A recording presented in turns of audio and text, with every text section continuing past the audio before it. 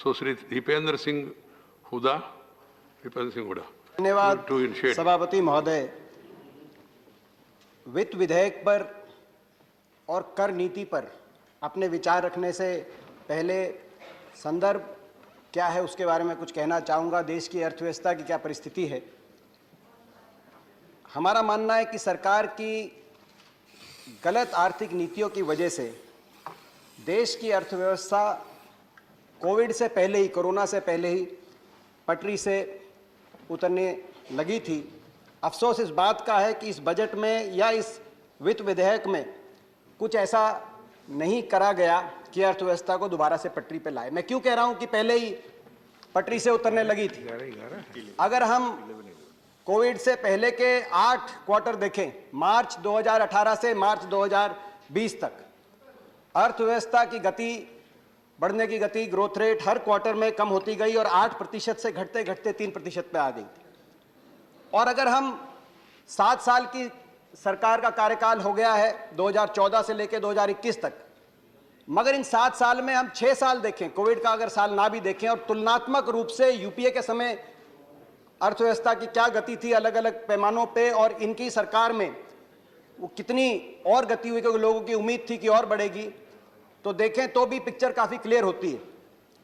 UPA के समय 10 साल की औसत जीडीपी ग्रोथ रेट 7.8% रही पुरानी सीरीज से। नई सीरीज में अगर उसको ट्रांसलेट किया जाए तो विशेषज्ञों का आकलन है, अर्थशास्त्रियों का, कि वो 11% नई सीरीज 2011-12 में जो नई सीरीज।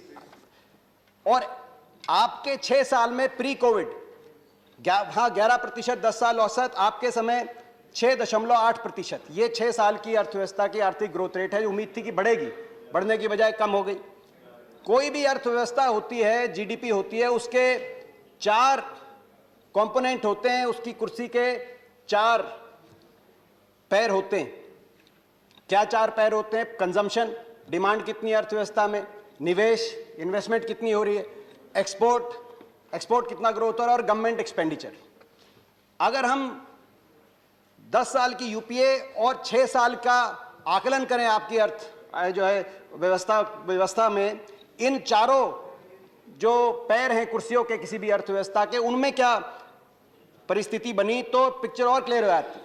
निवेश की बात करें, इंडस्ट्रियल इन्वेस्टमेंट ग्रोथ रेट जो यूपीए के समय 14% थी ग्रोथ रेट हर साल, वो घट के 2% 2014 से 2020। क्रेडिट एंड बैंक लोन, क्योंकि जब तक बैंक से क्रेडिट नहीं कोई लेगा तब तक अर्थव्यवस्था में निवेश कैसे करेगा। यूपीए के समय 13% ग्रोथ रेट थी हर साल, वो घट के 4% ग्रोथ रेट पे आ गई। ये इन्वेस्टमेंट की पिक्चर दिखाते हैं। अब आए प्राइवेट कंजम्पशन ग्रोथ। आप ही के आंकड़े हैं इसी बजट में प्रकाशित। प्राइवेट कंजम्पशन ग्रोथ यानी कि डिमांड, यूपीए के समय 24% ग्रोथ रेट थी प्राइवेट कंजम्पशन ग्रोथ में हर साल प्रति वर्ष, वो घटकर अब 9% 6 साल में, कोरोना से पहले। कॉर्पोरेट सेल्स ग्रोथ रेट, ये भी एक आकलन का नजरिया है कि कितनी सेल्स हो रही है, खरीदारी हो रही है मार्केट में। उस समय 12% प्रति वर्ष ग्रोथ रेट होती थी, अब वो मात्र 3% पे आके रुक गई है। तो डिमांड भी नहीं। डिमांड के आगे आता है एक्सपोर्ट। मेक इन इंडिया का नारा दिया गया, पूरी दुनिया के अंदर बड़ी बड़ी तस्वीरें मेक इन इंडिया की लगाई गई, मगर जो एक्सपोर्ट ग्रोथ रेट 10 साल 2004 से 14 तक 21% प्रति वर्ष वो ग्रोथ रेट थी एक्सपोर्ट्स में, वो अब कम होकर आज 6 साल में 2014 से 20 तक मात्र 3% पे आके ठहर गई। तो एक्सपोर्ट भी नहीं।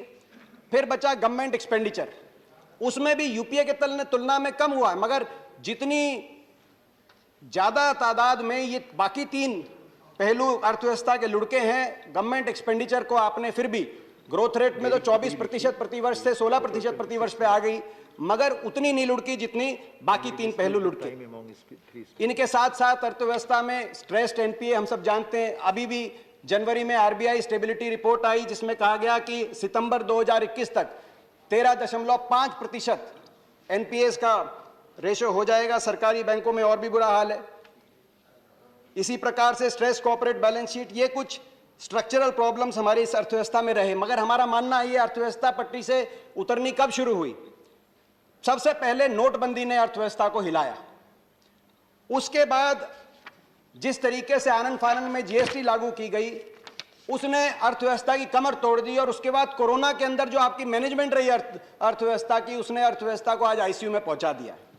मगर ये हमारा आकलन है, विशेषज्ञ अर्थशास्त्री मानते हैं कि ये पहले से आईसीयू में थी। अभिजीत बैनर्जी नोबेल पुरस्कार विजेता, उनका 2020 में मानना था कोविड से पहले, क्या कहा उन्होंने, अर्थव्यवस्था आईसीयू में। आपके स्वयं जो चीफ इकोनॉमिक एडवाइजर रहे अरविंद सुब्रमण्यम, उन्होंने क्या कहा 2020 कोरोना से पहले, क्या कहा कि ये कोई आम मंदी नहीं है। कोरोना के आने से पहले यह आम मंदी नहीं है, 30 साल में ऐसी मंदी नहीं देखी गई। रघुराम राजन, उन्होंने भी आपके समय आरबीआई संभाली है, उनका कहना है कोरोना से पहले कि अर्थव्यवस्था बद से बदतर हो गई है, अत्यंत गंभीर स्थिति है अर्थव्यवस्था की। तो लोगों का मानना था पहले ही खराब थी, फिर कोरोना आया और आपने अपनी विफलताओं को कोरोना के माथे पे चिपकाने का एक विफल प्रयास किया। मगर कोरोना में भी आपकी गलत आर्थिक नीतियों की वजह से अर्थव्यवस्था जितनी खोखली हो गई थी, उसकी पोल कोरोना के 1 साल में भी खुली। कैसे खुली? 4 रिकॉर्ड बने इस कोरोना के अंदर। पहला रिकॉर्ड, जितनी भी बड़ी अर्थव्यवस्थाएं हैं विकासशील और विकसित देशों में, कोरोना के समय अगर सबसे ज्यादा नेगेटिव जीडीपी ग्रोथ रेट रही, सबसे ज्यादा जीडीपी किसी देश की लुढ़की, तो हिंदुस्तान की लुढ़की। आप किसी भी देश से कंपेयर करें, जब कोरोना चरम में था, अप्रैल से जून की तिमाही में हिंदुस्तान की अर्थव्यवस्था -23.9%, पूरे साल में -7.9%, सबसे ज्यादा पूरे दुनिया के अंदर, विश्व के अंदर ये रिकॉर्ड आपके नाम आया। दूसरा रिकॉर्ड आपने बनाया, कोरोना के समय गरीब और अमीर में अगर सबसे ज्यादा अंतर कहीं बढ़ा, आपकी गलत आर्थिक नीतियों की वजह से खोखली हो चुकी थी अर्थव्यवस्था, तो सबसे ज्यादा गरीब अमीर में अंतर हिंदुस्तान में बढ़ा। जहां जिस तिमाही में हमारी अर्थव्यवस्था 23% लुढ़क गई थी, उसी तिमाही में जो हमारे 100 सबसे अमीर भारतीय हैं, उनकी इनकम के अंदर 35% इजाफा हुआ। 100 सबसे जो अरबपति हिंदुस्तान के 13 लाख करोड़ की उनकी कमाई हुई, तो उनकी कमाई में 35% इजाफा, और अर्थव्यवस्था 29% लुढ़क रही है, और दुनिया में किसी मुल्क में ऐसा नहीं हुआ। तीसरा रिकॉर्ड बना, जो अलग अलग आंकड़े हैं उनके आधार पे कोरोना में सबसे ज्यादा बेरोजगारी, 12 करोड़ के करीब लोगों की जो है लोग बेरोजगार हो गए, 35% एमएसएमई बंद हो गई, तो सबसे ज्यादा बेरोजगारी कोरोना में हिंदुस्तान में हुई, सबसे ज्यादा अर्थव्यवस्था हिंदुस्तान की लुढ़की किसी भी देश के मुकाबले में, और सबसे ज्यादा गरीब अमीर में अंतर बढ़ गया कोरोना के समय। तो ये आपकी नीतियों की देन है। मगर चौथा रिकॉर्ड भी बना। चौथा रिकॉर्ड ये बना कि कोरोना में जो पैकेज लेके आए, फाइनेंशियल स्टिमुलस पैकेज, अलग अलग देश, जापान अपनी जीडीपी के मुकाबले में 20% फिस्कल पैकेज लेके आया, कनाडा ने 20% दिया, ऑस्ट्रेलिया ने 18%, ब्राजील ने 18%, टर्की ने 14%। हमारे देश में आपने 20 लाख करोड़ की घोषणा करी, मगर इसके अंदर जो फिस्कल कंपोनेंट है वो कुल मिला के जीडीपी का मात्र 3.2%। तो आपने पैकेज भी उतना नहीं दिया। राहत जो मलम लगानी चाहिए थी घाव पे, जो कोरोना के जो लोग बेरोजगार हुए, जो गरीब थे, मगर आपने उनको भी राहत दी नहीं। अगर हम जीडीपी कांस्टेंट प्राइसेस पे देखें, तो जब आपकी सरकार 2014-15 में आई देश में, उस समय 104 लाख करोड़ की अर्थव्यवस्था थी देश की, वो बढ़कर 2019-20 में 145 लाख करोड़ की हो गई थी। कोरोना के बाद ये जब कम हुई, गिरी, तो अब वो गिर के 132 लाख करोड़ की हो गई इस साल के अंत में, यानी कि 132 लाख करोड़, जो कि 2016-17 में जितनी अर्थव्यवस्था थी उसके बराबर। अब ये आप कह रहे हैं वी शेप रिकवरी हो रही है और हम कोरोना से पहले की स्थिति में आ रहे हैं, मगर आपके आंकड़े नहीं बताते। अगर आरबीआई की ग्रोथ रेट देखें हम कि 11% ग्रोथ रेट हो जाएगी इस साल, तो भी 145 लाख करोड़ नहीं होगा, 2 साल लगेंगे।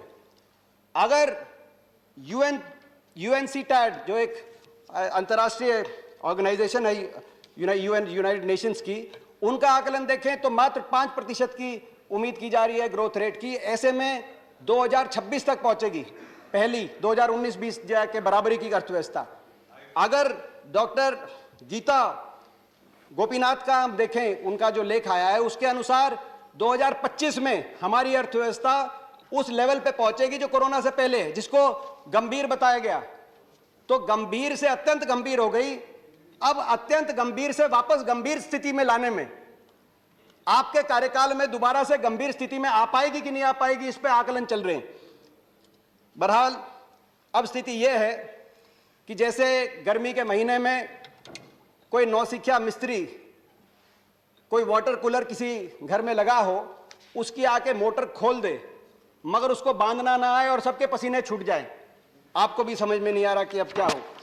अब मैं टैक्सेशन पॉलिसीज पे आऊंगा। दो स्रोत तो होते हैं किसी भी वित्त मंत्री के पास, राजस्व और व्यय, रेवेन्यू और एक्सपेंडिचर। किससे पैसा लेंगे, किसको देंगे। गोस्वामी तुलसीदास जी ने रामायण के अंदर राम राज्य की जब कल्पना करी थी तो एक कुछ ऐसा लिख के गए थे जो आज भी हमारे लिए गाइडिंग प्रिंसिपल का काम कर सकते हैं। प्लीज बरसत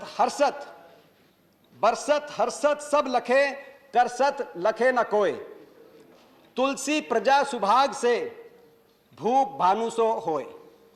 मतलब कि जब कर लेना हो किसी भी राजा को तो ऐसे लेना चाहिए जैसे सूर्य नदियों से लेता है, पता ना चले।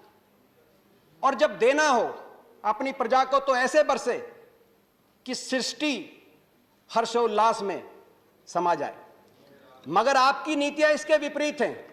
जब लेना होता है तो ऐसे लेते हैं कि जेब पे ऐसी भारी चोट पड़ती है कि विश्व कीर्तिमान बन जाते हैं। जैसे आज डीजल, पेट्रोल, कुकिंग गैस के ऊपर, रसोई गैस के सिलेंडर के ऊपर दुनिया में सबसे ज्यादा कर आप ले रहे हैं। और जब देना होता है तो ऐसा देते हैं कि जैसे आपने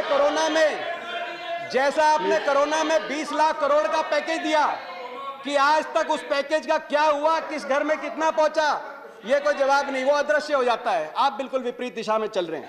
मगर मैं ओवरऑल अब एक बात कहना चाहता हूं। देखिए, मैंने कहा कि कंजम्पशन, आपकी सरकार के कार्यकाल में कंजम्पशन की हवा निकल गई, निवेश की हवा निकल गई, एक्सपोर्ट की हवा निकल गई और थोड़ा बहुत गवर्नमेंट एक्सपेंडिचर की गति में कमजोरी आई है, मगर गवर्नमेंट एक्सपेंडिचर अभी है। और आपने इस बजट में भी गवर्नमेंट एक्सपेंडिचर, खास तौर पे कैपिटल एक्सपेंडिचर की तरफ, कैपेक्स की तरफ अपने दया दृष्टि रखी है, जो पहले से आपकी नीति चली आ रही। हमारा मानना है कि जब ये इस तरह की सप्लाई साइड इकोनॉमी की बात की जाए, जब तक डिमांड नहीं है इकोनॉमी के अंदर, वो सस्टेनेबल नहीं। क्यों? क्योंकि जब डिमांड होता है, जो आपका फोकस केवल गवर्नमेंट एक्सपेंडिचर और कैपेक्स पे है, जब तक डिमांड नहीं है तो आपके टैक्स रेवेन्यूज इतने नहीं होते, कलेक्शन आपकी इतनी नहीं होती कि उसको अच्छे से फंड किया जाए। जो टैक्स, जिसका सबसे बड़ा सबूत दिखाई देता है टैक्स टू जीडीपी रेशो।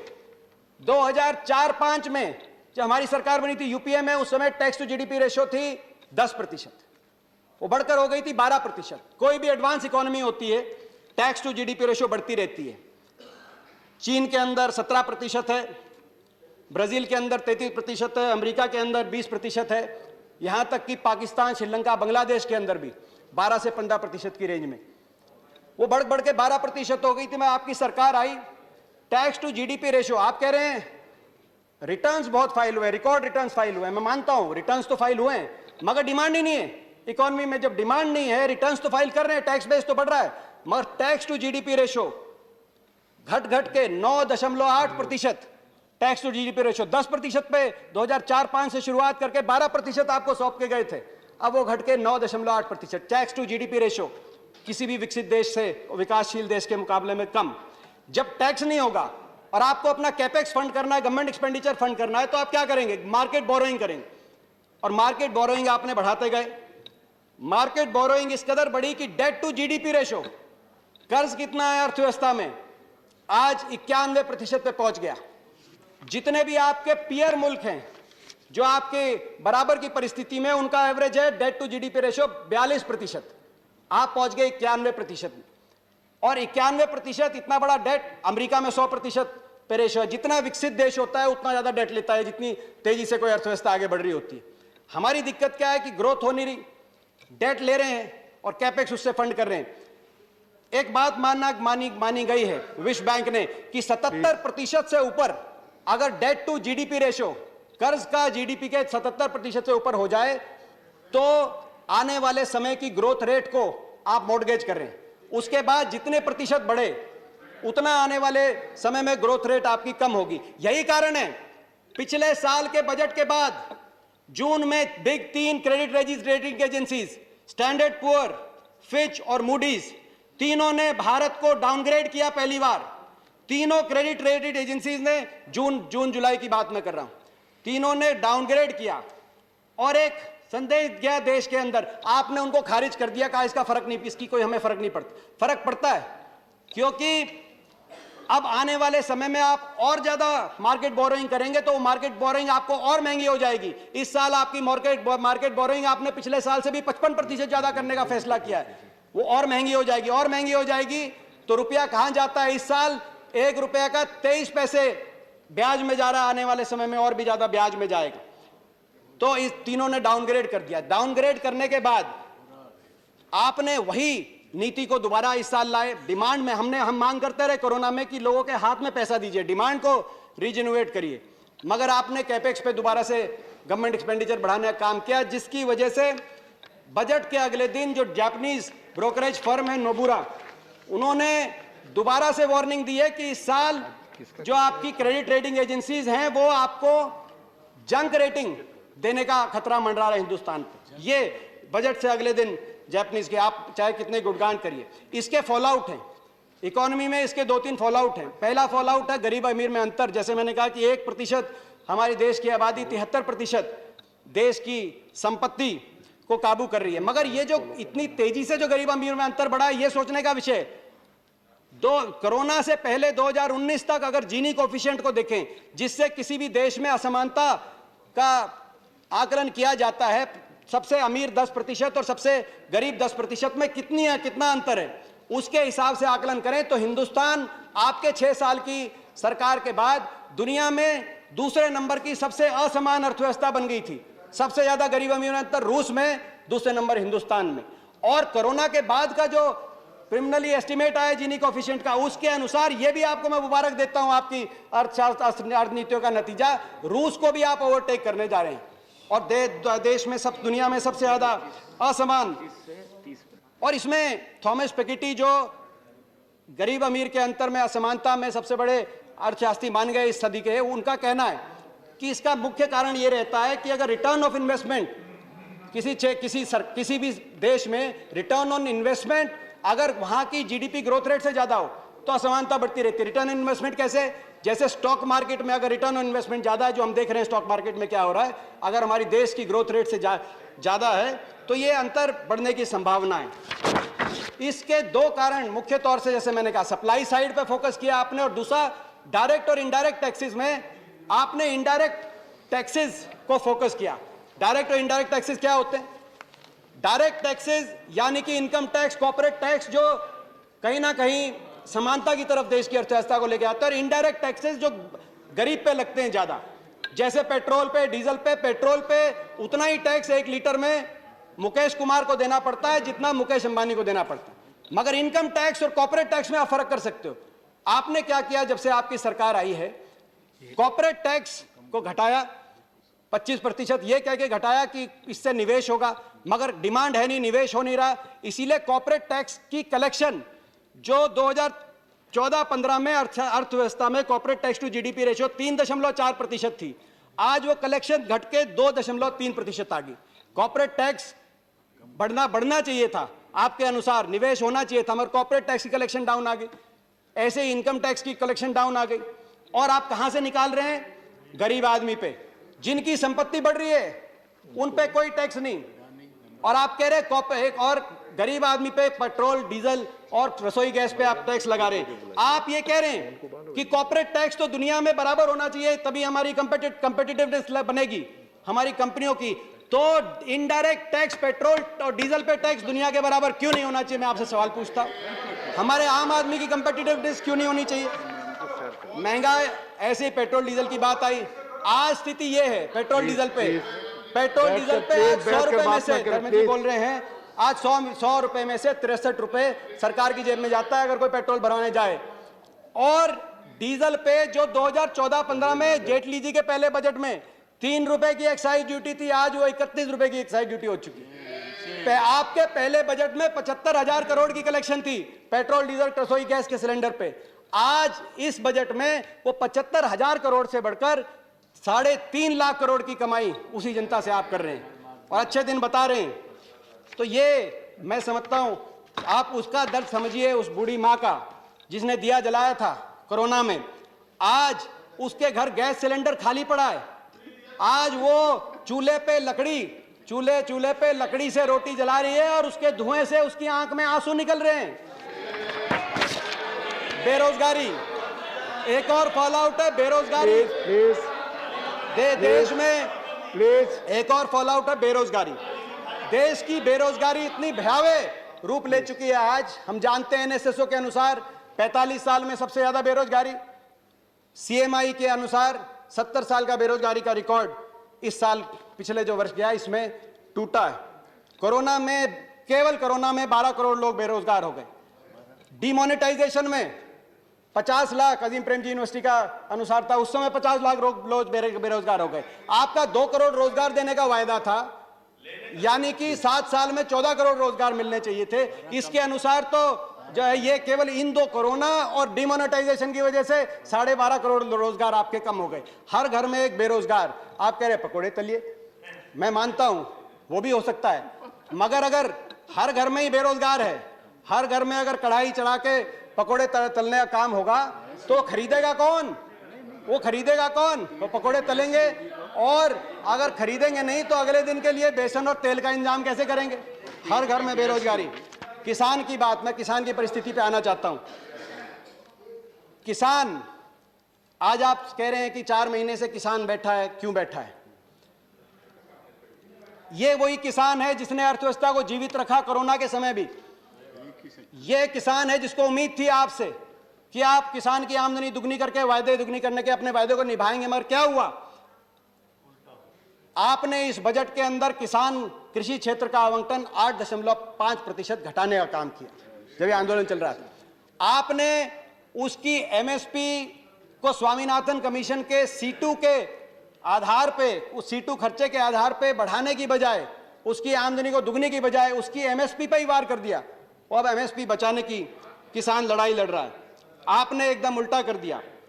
मैं इस पे किसान की आमदनी दुगनी पे भी कहना चाहता हूं। किसान की आमदनी दुगनी, मैं पूछना चाहता हूं इसका क्या ब्रेकअप है, क्या आधार है, कौन सा बेस है जिसके आधार पे आमदनी दुगनी होगी? मैंने अपनी तरफ से कोशिश करी, आप जवाब दे सकते हैं। 2015-16 में किसान की आमदनी लगभग 8,000 रुपए प्रति माह का आकलन किया जा सकता है। तो इस आधार पे 22 तक, जो अब 9 महीने ही रह गए, 8,000 प्रति माह से 16,000 प्रति माह होनी चाहिए। एक ये आधार हो सकता है। दूसरा आधार कि जितना भाव मिल रहा था किसान को, जितना गेहूं धान पे न्यूनतम समर्थन मिल रहा था, जैसे धान पे 1410 2015-16 में, 2022 तक वो दुगना हो जाए, क्योंकि किसान की आमदनी तो तब दुगनी होगी जब दाम दुगना होगा। तो 2022 तक ये 1400 से बढ़कर 2800 3000 तक हो जाए। उसके आसपास भी नहीं है, अभी 1868 रुपए धान का भाव है, ऐसे गेहूं की बात है। तो इन 5 साल में आपने भाव तो बढ़ाया 30% आमदनी दुगनी करने के लिए। भाव अगर नहीं बढ़ रहा तो आमदनी कैसे बढ़ रही? और डीजल बढ़ा दिया 94%, जिसको डीजल की आवश्यकता है। डीजल इनपुट कॉस्ट तो बढ़ा रहे हैं, भाव बढ़ा नहीं रहे और कह रहे हैं आमदनी दुगनी। फिर मैंने देखा, खोजने की कोशिश करी कि कौन जिम्मेदार है सरकार में। वैसे सभी जिम्मेदार हैं, मगर एक कृषि मंत्रालय में एक Ashok Dalwai ji, chairman of the committee on doubling farmer income, उनका कि भाई इसमें डबलिंग फार्मर इनकम में क्या स्ट्रेटजी है, ये करके उन्होंने को सवाल पूछा, क्या ब्रेकअप है इसका, कुछ बताइए। तो उन्होंने 2-3 चीजें बताई, जिसमें कहा कि प्रमुखता से हमारी एक स्ट्रेटजी है shifting from farm to non farm occupations. यानी कि अगर 2 किसान के भाई हैं, एक को मजदूरी पे आप लगा दो तो उसकी जो रह गया उसकी इनकम दुगनी होगी। क्या ये आपका फॉर्मूला है?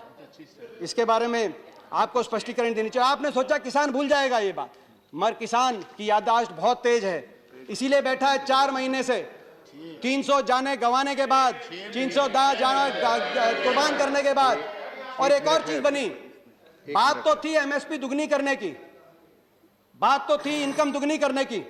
मैं 2 मिनट में अपनी बात तो थी दुगनी करने की, मगर अब क्या हुआ?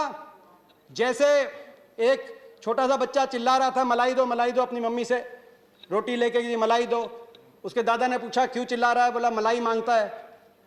तो बोला एक काम करो, इसकी रोटी छीन लो, फिर मलाई छोड़ देगा, रोटी रोटी चिल्लाएगा, फिर रोटी चिल्ला देना। यह एमएसपी की बजाय, डबल करने की बजाय अब एमएसपी छीनने की बात आ गई। और मैं एक बात कहना चाहता हूं सदन के माध्यम से, अपनी बात को कंक्लूजन की तरफ लेके जाने के लिए। ये किसान 26 तारीख को 4 महीने हो जाएंगे, 4 महीने से बैठे, 300 से ज्यादा जानों की कुर्बानियां हो गई। मैं सरकार से आग्रह करना चाहता हूं, उपसभापति महोदय, मैं 2 मिनट में अपनी बात, 1 मिनट में अपनी बात पूरी। मैं आग्रह करना चाहता हूं कि सरकार इन किसानों की सुने, संवेदनशीलता दिखाए, सदन से कम सहानुभूति का एक वाक्य, संवेदना का एक शब्द। 300 लोगों ने जान कुर्बान किया। कभी किसी ने ऐसा आंदोलन देखा है? इतनी जानें कुर्बान करने के बाद भी 20-20 किलोमीटर का धरना आ जाए। आप संवेदना का एक शब्द करिए, किसानों की बातों को माने। आज किसानों के 300 जो जाने गई हैं, उनके लिए, उन परिवारों के लिए आर्थिक पैकेज की घोषणा करें, कुछ रोजगार का उनके लिए प्रबंध करें, और इन किसानों को खुशी खुशी घर लौटने का आप रास्ता दें।